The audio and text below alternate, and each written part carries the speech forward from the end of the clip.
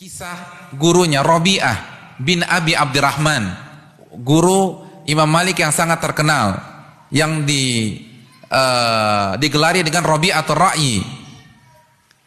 Kata Imam Malik, pernah suatu ketika guruku tidak punya ongkos untuk menuntut ilmu agama.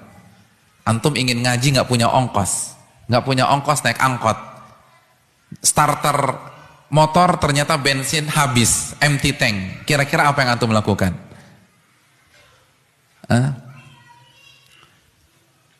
Masuk kamar tidur, baca doa bismika Allahumma amut wa ahya udzur syar'i. Udah, kita tidur aja deh, nggak usah ngaji malam ini. Nggak punya duit, nggak punya fulus. Apa yang dilakukan Rabi'ah? Dia naik ke atap rumahnya, ba'a khosyaba saqfi baiti. Dia ambil gentengnya dan dia jual genteng rumahnya untuk ongkos thalabul ilm. Allahu akbar. Jual genteng rumah untuk ongkos thalabul ilm. Siapa di antara kita pernah jual genteng? Subhanallah. Allahu akbar. Syu'bah bin al-Hajjaj tadi mengatakan apa? Man talabal hadis aflas. Barang siapa yang benar-benar menuntut ilmu hadis, dia bisa bangkrut atau dia akan bangkrut. Itu bukan isapan jempol belaka, dia sudah buktikan. Kata beliau sampai-sampai bi'tu tista umi bisab'ati dananir. Aku pernah jual baskom ibuku seharga 7 dinar. 7 dinar berapa? 1 dinar itu 4,25 gram emas. Jadi kalau 1 dinar, anggap saja 2 juta lah emas jatuh harganya. Padahal nggak di atas 2 juta, anggaplah 2 juta. 7 kali 2 berapa? 14 juta. Jual baskom 14 juta untuk ongkos thalabul ilm. Siapa yang pernah jual baskom emaknya? Subhanallah. Syu'bah. Ishaq bin Rahawayh,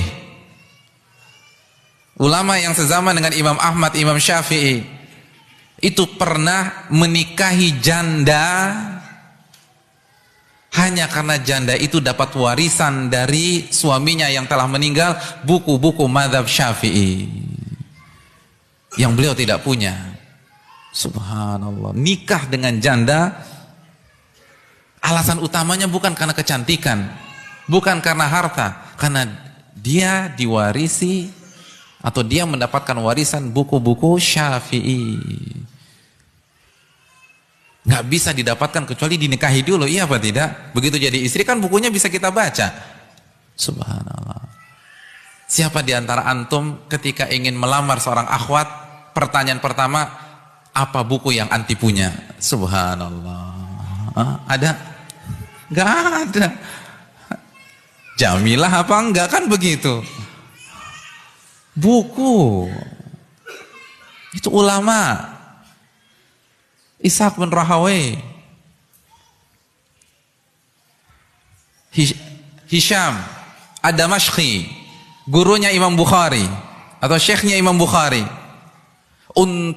dari Damaskus, untuk bisa berangkat dari Damaskus belajar dengan Imam Malik di Madinah, bapaknya harus jual rumah. Allahu akbar. Jual rumah untuk bisa duduk di majelis Imam Malik. Siapa yang pernah jual rumah untuk thalabul ilm? Dan ada kisah yang menarik.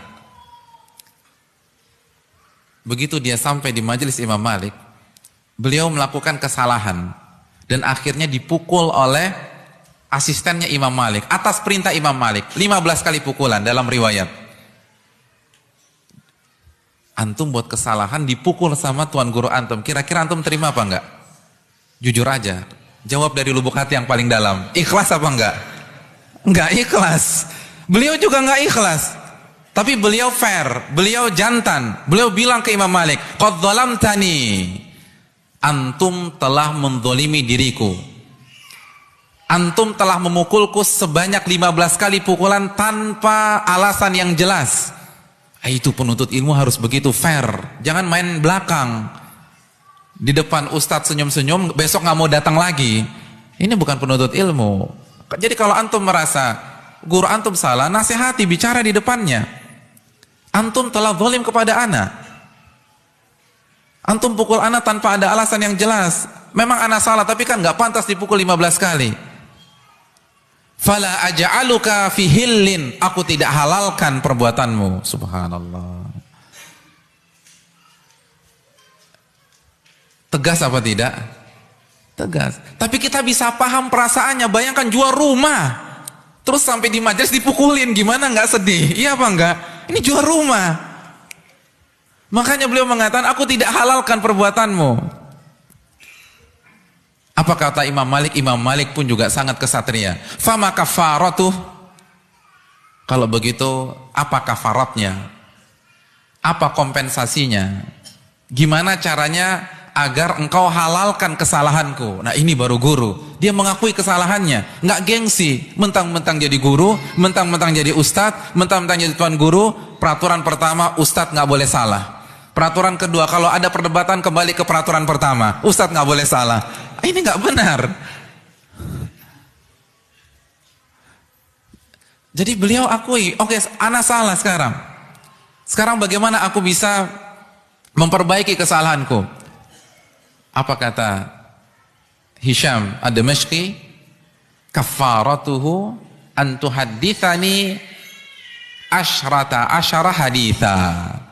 Kafaratnya, engkau harus membawakan dan mengajarkan aku 15 hadis.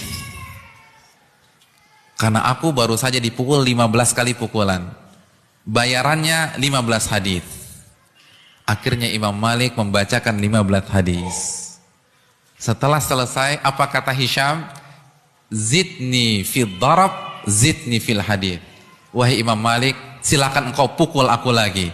Dengan catatan, ajarkan aku hadis lagi. Subhanallah. Fadhahika al-Imam Malik. Imam Malik tertawa. Lalu Imam Malik, idhab, udah pulang. Saking cintanya sama hadis. Nggak masalah dipukul, yang penting bisa belajar hadis. Dan ketika ustadznya zalimin dia, ini kesempatan. Mungkin kalau nggak begitu, ustadznya nggak punya waktu untuk ngajarkan. Jadi kalau antum dizalimi oleh ustadz antum, namanya juga ustadz, kan bukan malaikat, pasti khilaf. Ini bisa dipraktekkan. Ustadz, kemarin antum punya salah sama ana nggak ikhlaskan. Waduh, gimana dong, masa antum nggak ikhlaskan? Dengan satu syarat, ajarkan ana arba'in nawawiyah sampai khatam. Begitu. Bisa nggak? Itu baru penuntut ilmu agama. Subhanallah. Itu para ulama. Pola pikirnya ilmu.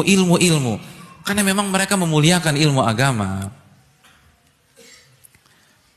Subhanallah. Yahya bin Ma'in itu pernah biaya menuntut ilmu agama yang ia sudah keluarkan alfi dirham, 1 juta dirham, sampai sendalnya pun dijual. Nyeker.